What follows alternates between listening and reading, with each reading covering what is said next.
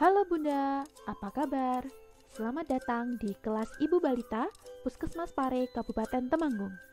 Di video kali ini, kita akan bersama-sama belajar seputar kesehatan, gizi, dan stimulasi tumbuh kembang balita. Sebelumnya, apa sih kelas Ibu Balita itu?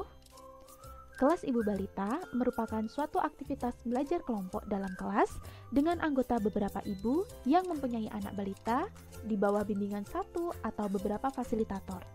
Tentu saja dengan tetap memperhatikan protokol kesehatan ya Bunda. Di video kali ini kita akan belajar beberapa materi. Yuk langsung aja kita simak materinya. Yang pertama adalah materi pemberian ASI. ASI atau air susu ibu mempunyai banyak sekali manfaat baik untuk anak maupun untuk ibu. Manfaat yang pertama, ASI dapat mengurangi tingkat depresi pada ibu. Yang kedua, ASI meningkatkan sistem kekebalan tubuh bayi. Yang ketiga, ASI membantu memperkuat ikatan emosional antara anak dan ibu. 4. ASI membuat anak lebih cerdas. 5. ASI mengurangi resiko obesitas. 6. ASI menjadikan anak-anak berperilaku lebih baik. 7. Nutrisi dalam ASI membantu otak anak berkembang sempurna dan lebih baik. 8.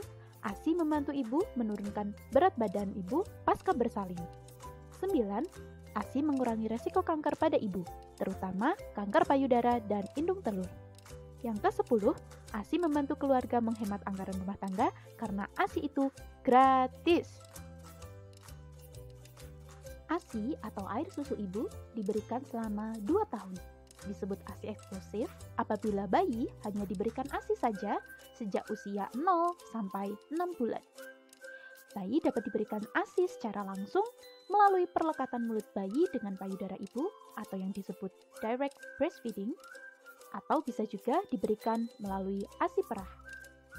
Cara memerah ASI bisa dilakukan dengan cara memerah secara langsung dengan tangan ibu maupun dengan teknologi pompa ASI. ASI yang telah diperah kemudian disimpan dalam suhu ruangan dapat bertahan selama 4 jam. Apabila disimpan pada lemari es dapat bertahan 48 sampai 72 jam. Apabila disimpan di dalam freezer dapat bertahan hingga 6 bulan. Selanjutnya adalah materi yang kedua, pemberian imunisasi dan vitamin A. Apa aja sih imunisasi dasar yang harus diberikan untuk anak? Imunisasi yang pertama adalah imunisasi HB0. Sesaat ketika bayi lahir atau kurang dari 24 jam, bayi akan mendapatkan imunisasi HB0. Fungsinya untuk mencegah penyakit hepatitis pada anak. Yang kedua adalah imunisasi BCG. BCG diberikan ketika anak berusia 1 bulan. BCG berfungsi untuk mencegah penyakit TBC pada anak. Yang ketiga adalah imunisasi polio. Diberikan pada anak saat usia 1, 2, 3, dan 4 bulan. Fungsinya untuk mencegah penyakit polio. Yang keempat adalah imunisasi DPT, HB, HIV. Diberikan saat usia 2, 3, 4, dan 18 bulan. Fungsinya untuk mencegah penyakit difteri, pertusis, tetanus, serta hepatitis dan meningitis. Yang kelima adalah imunisasi MR atau measles dan rubella. Diberikan pada saat anak usia 9 dan 18 bulan. Fungsinya untuk mencegah penyakit campak dan rubella.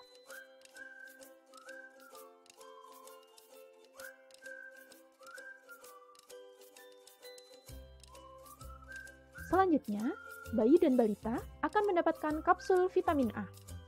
Kapsul biru untuk anak usia 6-11 bulan. Kapsul merah untuk anak usia 12-59 bulan. Vitamin A akan diberikan 2 kali dalam setahun, yaitu pada bulan Februari dan Agustus. Masuk ke materi yang ketiga, materi pemberian MPASI. Seperti yang sudah dijelaskan sebelumnya, bahwa anak hanya diberikan ASI saja hingga usia 6 bulan. Setelah itu, anak dapat diberikan MPASI atau makanan pendamping ASI. Pada usia 6-8 bulan, bayi Disarankan untuk makan 2-3 kali makan dan 1-2 kali makanan selingan per harinya. Makanan dapat dibuat dengan cara disaring, sehingga menghasilkan tekstur makanan yang lumat dan kental. Pada usia 9-11 bulan, anak disarankan makan 3-4 kali makan dan 1-2 kali makanan selingan per harinya. Makanan dapat dibuat dengan cara dicincang. Tekstur makanan dicincang atau dipotong kecil-kecil, selanjutnya diiris-iris. Untuk lebih jelasnya mengenai materi pemberian MPASI, bisa diakses di video edukasi PMDA ya Moms. Materi keempat adalah materi pertumbuhan dan perkembangan anak usia 0-12 bulan. Pertumbuhan adalah bertambahnya ukuran fisik dan struktur tubuh karena bertambah banyaknya sel-sel tubuh. Pertumbuhan anak dapat dipantau dengan mengukur berat badan, panjang badan, dan lingkar kepala anak. Oleh karena itu, jangan lupa datang ke posyandu setiap bulannya ya Bunda, agar pertumbuhan anak Anda terpantau. Perkembangan adalah bertambahnya struktur fungsi tubuh yang lebih kompleks dalam kemampuan gerak kasar, gerak halus, bicara, dan bahasa, serta sosialisasi dan kemandirian. Pertumbuhan terjadi secara simultan atau bersamaan dengan perkembangan. Tahapan perkembangan anak usia 0-3 bulan. Umumnya, anak sudah bisa mengangkat kepala setinggi 45 derajat, melihat dan menatap wajah bapak, ibu, atau saudara, dan dapat membalas senyum. Tahapan perkembangan umur 3-6 bulan. Umumnya, anak dapat berbalik dari telungkup ke telentang, dapat mengangkat kepala setinggi 90 derajat, dan juga dapat mengeluarkan suara yang gembira. Tahapan perkembangan umur 6-9 bulan. Umumnya, anak dapat duduk sikap tripoid sendiri, belajar berdiri, dan dapat makan kue sendiri. Tahapan perkembangan umur 9-12 bulan. Pada umur 9-12 bulan, umumnya anak mulai berjalan dengan dituntun, menggenggam erat pensil, dan dapat menirukan bunyi yang ia dengar. Stimulasi adalah kegiatan merangsang semua fungsi dan kemampuan dasar anak umur 0-6 tahun agar anak tumbuh dan berkembang secara optimal. Untuk mencapai tumbuh kembang anak secara optimal, perlu diberikan rangsangan pada bayi secara fisik maupun mental. Contoh stimulasi pada anak umur 0-1 tahun. Dalam kemampuan gerak kasar, seperti duduk dan merangkak. Kemampuan gerak halus, seperti bermain genderang dan menyusun balok. Kemampuan bicara dan bahasa, seperti berbicara dengan bayi dan menyebutkan gambar-gambar di buku atau majalah. Kemampuan bersosialisasi dan kemandirian, seperti bermain cilukba dan mengajak bayi tersenyum. Selanjutnya, materi yang kelima, penyakit terbanyak pada anak. Yang pertama adalah batuk. Batuk merupakan suatu mekanisme pengeluaran zat dan partikel dari dalam saluran pernafasan. Apabila anak batuk, ibu dapat memberikan ASI lebih sering. Apabila anak sudah memasuki 6 bulan, anak dapat diberikan air matang hangat lebih sering. Jauhkan anak dari asap rokok, polusi kendaraan bermotor, dan debu. Apabila batuk tidak sembuh dalam 2 hari, dan juga disertai dengan sesak nafas dan juga demam, ibu dapat membawa anak ke fasilitas kesehatan terdekat. Yang kedua adalah demam. Apabila anak demam, ibu dapat memberikan ASI lebih sering.